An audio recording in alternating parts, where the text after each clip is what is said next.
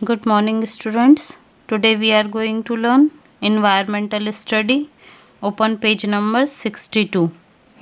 Today we are going to learn chapter number 13, preservation of food. Means खाने को संरक्षित करना या खराब होने से बचाना। सबसे पहले सभी आज की डेट और डे लिखेंगे। Now start reading. Food preservation. Preservation of food is the process of treating food materials for longer retention.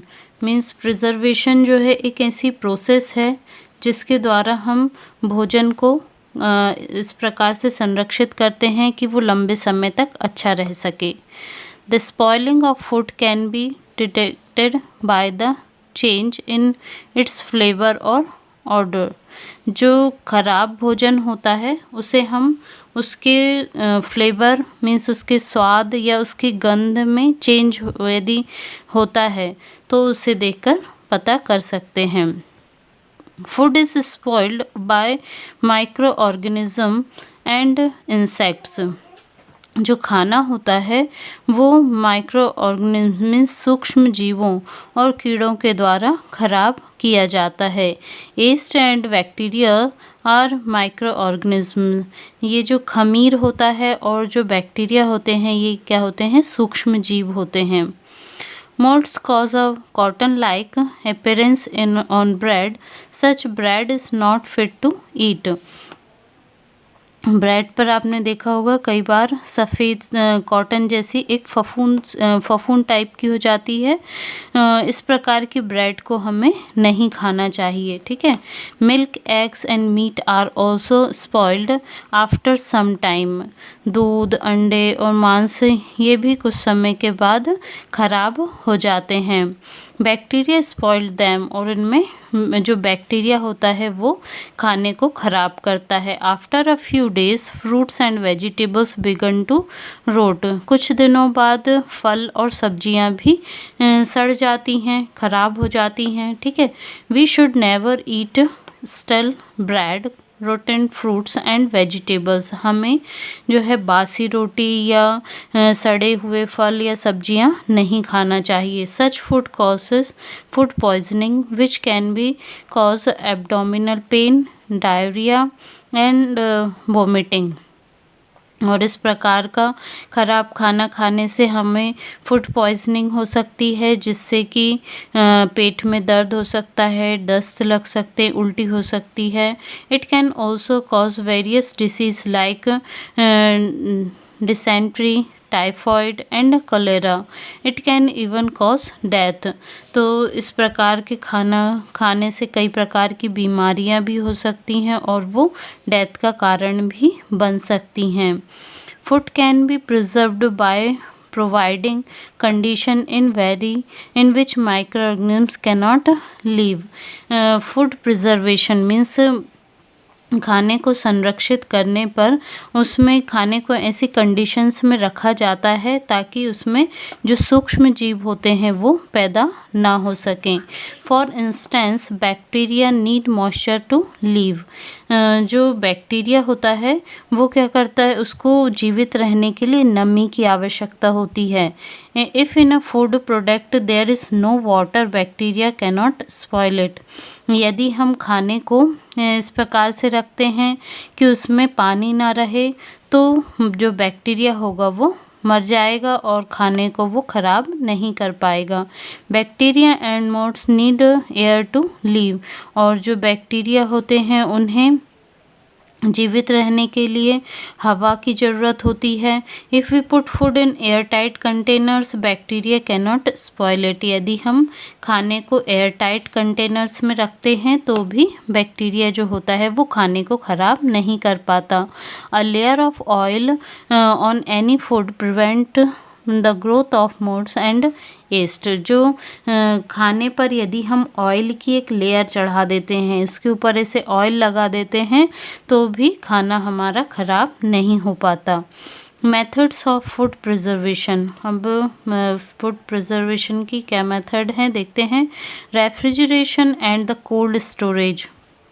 Bacteria can not survive at low temperature. जो बैक्टीरिया होते हैं ये कम तापमान पर, बहुत कम तापमान पर भी सर्वाइव नहीं कर पाते, जीवित नहीं रह पाते। So milk, egg, meat and vegetables are preserved by keeping them in refrigerator. तो इसके लिए हम क्या कर सकते हैं कि मिल्क, एग, मीट या जो भी वेजिटेबल्स हैं उन्हें हम यदि रेफ्रिजरेटर में रखते हैं तो वो लंबे समय तक अच्छे रहते हैं। In big towns and cities there are cold storage where vegetables and fruits can remain fresh for a long time. और जो कई बड़े सिटीज़ होती हैं उनमें कोल्ड स्टोरेज के लिए किया जाता है जिसमें कि फ्रूट्स और वेजिटेबल्स काफ़ी लंबे समय तक फ्रेश रहते हैं। ठीक है, now next topic, canning. Certain food stuffs are kept in air tight tins और कंटेनर्स। कई जो खाद्य पदार्थ होते हैं उन्हें एयर टाइट कंटेनर्स में रखा जाता है। This containers keep away moisture and thus help the preserving food for a long time. और ये कंटेनर्स जो होते हैं मॉइस्चर को दूर रखते हैं खाने से और इस प्रकार से खाने को लंबे समय तक अच्छा रखने में हेल्प करते हैं। Foods like fruits and fish are boiled, sterilized and put into air tight tins. कुछ प्रकार के खाने जैसे फ्रूट और मछलियों को बॉइल्ड करके एयर टाइट कंटेनर में रखा जाता है। This tins are sealed. और फिर इन टिन के जो डिब्बे होते हैं उन्हें सील कर दिया जाता है, अच्छे से टाइट कर दिया जाता है। Thus we lose vitamin C. By this method of preservation we can get such food items during off seasons as well. ये जो प्रोसेस होती है इसमें हालांकि जो फूड होता है उसमें से विटामिन सी ख़त्म हो जाता है, पर इस प्रकार से हम ऑफ सीज़न में भी कई फूड आइटम्स को यूज़ कर सकते हैं। While canning food stuffs one must ensure that no air is left in those bottles और टिन्स। तो एयर टाइट करने से पहले इनमें सबसे पहले आपको यह सुनिश्चित करना होता है कि बॉटल में या जो डिब्बा है उसमें एयर नहीं होना चाहिए। ठीक है, बाय एडिंग प्रिजर्वेटिव्स। अब कुछ प्रिजर्वेटिव्स होते हैं उन्हें भी हम अपने फूड में ऐड करके अपने भोजन को प्रिजर्व कर सकते हैं। Food can also be protected by adding preservatives, salt, sugar, oil, spices, sodium benzoate, sodium nitrate and potassium metabisulphite are some of the most commonly used preservatives. यहाँ पर ये जो इतने ढेर सारे नेम्स दिए गए हैं ये क्या हैं, कुछ कॉमनली यूज़ किए जाने वाले प्रिजर्वेटिव्स हैं। We have an old tradition of preserving food and vegetables in the form of pickles, chutneys and candies. हम अपने कुछ जो अचार होते हैं, चटनी होती हैं, कैंडीज़ होती हैं, इन्हें अपने कुछ पुराने तरीक़ों से प्रिजर्व करते हैं। While preparing these things, salt, sugar, oil, spices, vinegar, etc. are used in preservative। और इनमें इस प्रकार से कई चीज़ें जो होती हैं ये सारी फूड्स को प्रिजर्व करने के लिए यूज़ की जाती हैं। तो इसमें देते हैं साल्टिंग क्या होती है। In salting method of food preservation the food is mixed well with salt. ये जो साल्टिंग मेथड होती है इसमें फूड में अच्छी तरह से साल्ट को, नमक को मिलाया जाता है। Salt dehydrates the bacteria and thus does not allow them to survive. This is why salted food lasts longer। जो साल्ट होता है, नमक होता है, ये बैक्टीरिया को डिहाइड्रेट कर देता है और इस प्रकार से यह अधिक समय तक सर्वाइव नहीं कर पाता, जीवित नहीं रह पाता। और यही कारण है कि जो नमकीन फूड होता है वो अधिक समय तक अच्छा रहता है। Food items like fish, meat and vegetables are mixed with salt. ठीक है। Sugar is use to making jams, jellies, biscuits, marmalades, syrups, candies etcetera. Sugar में चीनी, शक्कर जो होती है, ये सारी चीज़ों बनाने में यूज़ की जाती है and acts as a preservative. इसमें ये प्रिजर्वेटिव का भी काम करती है। Sugar also acts in a similar manner. It extract water from the bacteria by the process of exosmosis and thus destroyed them and the food does not decay। अभी जो sugar होती है वो एक्सोमोसिस प्रोसेस के द्वारा खाने में से पानी को हटा देती है ना, तो जिससे बैक्टीरिया आगे नहीं बढ़ पाता है और ये खाने को ख़राब नहीं कर पाता। Oil is also used as preservative in pickles and chutneys. अभी तेल जो होता है वो अचार और चटनियों में प्रिजर्वेटिव का लिए यूज़ किया जाता है। In the presence of oil the preserved food loses its contact with oxygen. अब ऑयल की उपस्थिति में जो हमारा फूड होता है, खाना जो होता है, वो ऑक्सीजन के कांटेक्ट में नहीं आ पाता। Bacteria can not survive without oxygen and the preserve food does not decay. और इस प्रकार से जो बैक्टीरिया जो होता है वो विदाउट ऑक्सीजन के जीवित नहीं रह सकता। तो इस प्रकार हमारा जो खाना होता है वो लंबे समय तक खराब नहीं होता। You can now can you know tell why pickles remain fresh for a long time. तो अभी आप बता सकते हैं कि हमारा जो अचार होता है वो लंबे समय तक ख़राब क्यों नहीं होता है, अच्छा रहता है लंबे समय तक।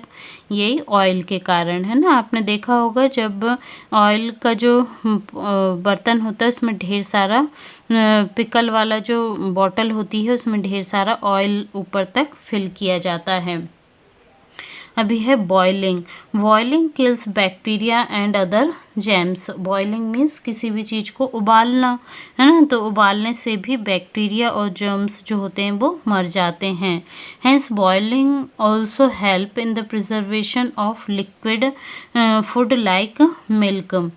इसलिए ऑयलिंग के द्वारा जो होता है इसीलिए बॉइलिंग के द्वारा जो लिक्विड फूड होते हैं जैसे कि मिल्क होता है उसे प्रिजर्व किया जाता है।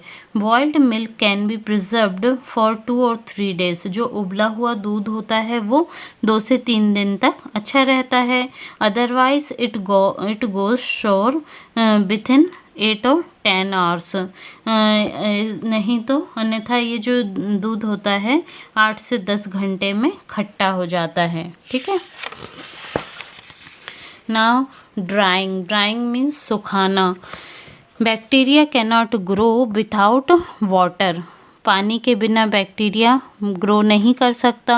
सो spices, pulses and grains need to be well dried in order to be preserved. इसलिए हमें जो हमारे मसाले होती हैं, दालें होती हैं, अनाज होता है, उसे अच्छी तरह से सुखाकर प्रिजर्व संरक्षित करना चाहिए। ठीक है। These dried grains are then stored in moisture free places और वेसल्स। और इस प्रकार से अनाज को सुखाकर उसे एयर टाइट कंटेनर में अच्छे से रखना चाहिए। ठीक है, जिससे वहाँ पर नमी ना हो। ठीक है। Different vegetables are also dried in the sun. और कई प्रकार की विभिन्न प्रकार की सब्जियां जो होती हैं वो धूप में सूख जाती हैं। Mango powder and ginger powder are prepared by drying mango slices and ginger. जो आपने देखा होगा मैंगो पाउडर जिसे हम अमचूर कहते हैं, और जिंजर पाउडर मीन्स अदरक का पाउडर जो होता है ना। तो ये सभी ये क्या होती हैं, मैंगो पाउडर किससे, मैंगो स्लाइस को सुखाकर, और जिंजर पाउडर जिंजर को सुखाकर बनाया जाता है। Dried vegetables and other foods can be used letter during off season, और इस प्रकार से हम इन चीज़ों को सुखाकर इनके सीज़न जाने पर, मतलब जैसे अभी कुछ सब्जियों के सीज़न अभी हैं और बाद में वो फिर नहीं मिलती, तो इस प्रकार से यदि हम इन सब्जियों को सुखा कर रख लेते हैं तो हम बाद में भी इन्हें यूज़ कर सकते हैं। Food grains are generally attacked by the insects, जो अनाज होते हैं वो नॉर्मली इंसेक्ट्स के द्वारा अटैक किए जाते हैं। So they must be periodically expose to the sun, तो इन्हें हमें धूप में अच्छे से फैलाना चाहिए। समटाइम्स नीम लीव्स और boric powder is mixed with food grains to prevent insects from attacking the grains, और कई बार जो है नीम की पत्तियां और बोरिक पाउडर जो होता है वो फूड ग्रेन में मिक्स करके उसे जो कीड़े होते हैं उनके अटैक से बचाता है। This food grains are stored in bin, और इस प्रकार से अनाज को डिब्बों में स्टोर किया जाता है। Cooked food can also be preserved for some time by storing it properly, जो कुक्ड फूड मीन्स जो बना हुआ खाना होता है उसे भी कुछ समय बाद अच्छे से संरक्षित करने की आवश्यकता होती है। Away from dust and insects, उसे धूल और कीड़ों से बचाना पड़ता है। Food must be cooked in pure water, जो खाना होता है उसे शुद्ध पानी में बनाना चाहिए। It should not be touched with dirty hands, और हमें खाने को गंदे हाथों से नहीं छूना चाहिए। Food must be stored under hygienic conditions in clean utensils, और हमें अपने खाने को अच्छे से हाइजीनिक कंडीशन में और साफ बर्तनों में रखना चाहिए। वेस्टेज ऑफ फूड मीन्स खाने को बर्बाद करना। Wasting food is a bad habit, खाने को बर्बाद करना बहुत गंदी बात है। Many of us fill our plates with a lot of food and are not able to eat as much, throwing away the food that we could not eat.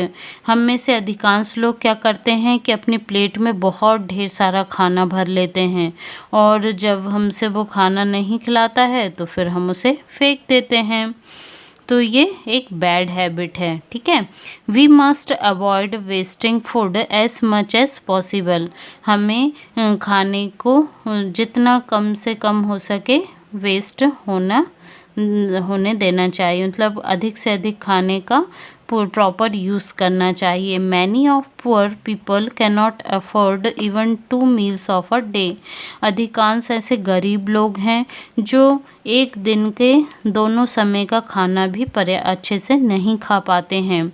If we avoid wasting food, there would be more food for those who cannot enjoy a balanced meal every day.